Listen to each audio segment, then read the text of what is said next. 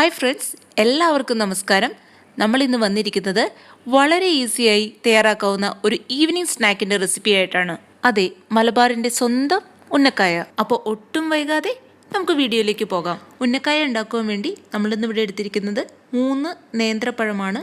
അധികം പഴുക്കാത്ത പഴം നോക്കി വേണം എടുക്കാനായിട്ട്. പഴം അതിൻ്റെ തോല് കട്ട് ചെയ്ത് ചെറിയ കഷ്ണങ്ങളാക്കിയതിന് ശേഷം അതിനുള്ളിലെ നാരും കറുത്ത വിത്തുകളും എടുത്തു കളയുക. വേവിച്ചതിന് ശേഷവും നമുക്കിത് ചെയ്യാവുന്നതാണ്. പക്ഷേ ചൂടോടുകൂടി ചെയ്യുന്നതിനേക്കാൾ എളുപ്പം ഈ രീതിയിൽ ചെയ്യുന്നതായിരിക്കും. അപ്പോൾ എല്ലാവരും ഇങ്ങനെ ഒന്ന് ട്രൈ ചെയ്ത് നോക്കൂ. എല്ലാ പഴത്തിൻ്റെ കഷ്ണങ്ങളും കറുത്ത വിത്തും നാരൊക്കെ കളഞ്ഞ് ക്ലീനാക്കി വെച്ചിട്ടുണ്ട്. ഇനി നമുക്കത് ആവിയിൽ 2 മിനിറ്റ് വേവിച്ചെടുക്കണം. 2 മിനിറ്റ് കഴിഞ്ഞു. നമ്മുടെ പഴം ഇവിടെ പാകത്തിന് വെന്ത് കിട്ടിയിട്ടുണ്ട്. 2 മിനിറ്റിൽ കൂടുതൽ വേവിക്കരുത്.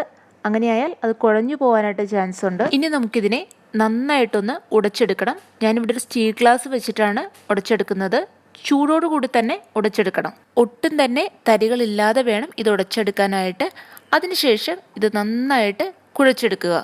നമ്മൾ ഇവിടെ നന്നായിട്ട് പഴം കുഴച്ചെടുത്ത് വെച്ചിട്ടുണ്ട്. പഴത്തിൽ വെള്ളത്തിൻ്റെ അംശം കൂടുതലാണെന്ന് തോന്നിയാൽ അല്പം അരിപ്പൊടി ചേർത്ത് കൊടുത്താൽ മതിയാകും. ഇനി നമുക്ക് ഇതിലേക്ക് ആവശ്യമായിട്ടുള്ള തേങ്ങാക്കൂട്ട് തയ്യാറാക്കിയെടുക്കാം. അതിനായിട്ട് ഒരു പാൻ വെച്ചിട്ടുണ്ട്. അതിലേക്ക് അല്പം നെയ്യ് ചേർത്ത് കൊടുക്കുക. നെയ്യ് നന്നായി ചൂടായി വരുമ്പോൾ അതിലേക്ക് ആവശ്യത്തിന് കാഷ്യൂനട്ടും മുന്തിരിയും ചേർത്ത് കൊടുക്കാം. നമ്മളിവിടെ ഡേറ്റ്സ് ചെറിയ കഷ്ണങ്ങളാക്കി മുറിച്ചതും ചേർത്ത് കൊടുക്കുന്നുണ്ട്. അത് തികച്ചും ഓപ്ഷണലാണ്. ഇതിലേക്ക് ഏകദേശം ഒരു 1/2 കപ്പ് തേങ്ങ ചേർത്ത് കൊടുക്കുക. തേങ്ങ ഒന്ന് ചൂടായി വരുമ്പോൾ അതിലേക്ക് 1/4 ടീസ്പൂൺ ഏലക്കാപ്പൊടിയും ഒരു നുള്ള് ഉപ്പും ചേർത്ത് കൊടുക്കാം. അതിലേക്ക് 1.5 ടീസ്പൂൺ പഞ്ചസാര ചേർത്ത് കൊടുക്കുന്നുണ്ട്. പഞ്ചസാരയുടെ അളവ് നിങ്ങളുടെ ടേസ്റ്റ് അനുസരിച്ച് വ്യത്യാസം വരുത്താം. പഞ്ചസാര ചേർത്ത് കൊടുത്തു കഴിഞ്ഞാൽ അത് നന്നായിട്ടൊന്ന് ഇളക്കിയതിന് ശേഷം ഉടനെ തന്നെ ചൂടുള്ള സ്റ്റവിൽ നിന്ന് മാറ്റണം. അല്ലെങ്കിൽ അത് മെൽറ്റ് ആവാനായിട്ട് തുടങ്ങും. ഇനി നമുക്ക് ഈ തേങ്ങാക്കൂട്ട് വെച്ച് കൊടുത്ത് ഉന്നക്കായ ഷേപ്പാക്കി റോൾ ചെയ്തെടുക്കാം.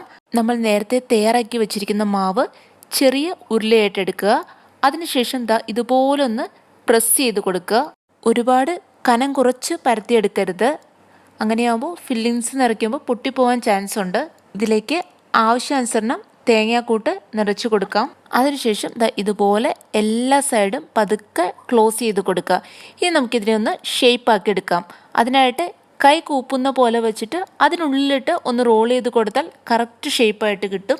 അധികം ബലം കൊടുക്കാതെ വളരെ പതുക്കെ വേണം ഇത് ചെയ്തെടുക്കാനായിട്ട്. ഇതുപോലെ ബാക്കി എല്ലാ ഉരുളകളും ഉരുട്ടിയെടുക്കുക. എല്ലാ ഉന്നക്കായും നമ്മളിവിടെ റെഡിയാക്കി വെച്ചിട്ടുണ്ട്.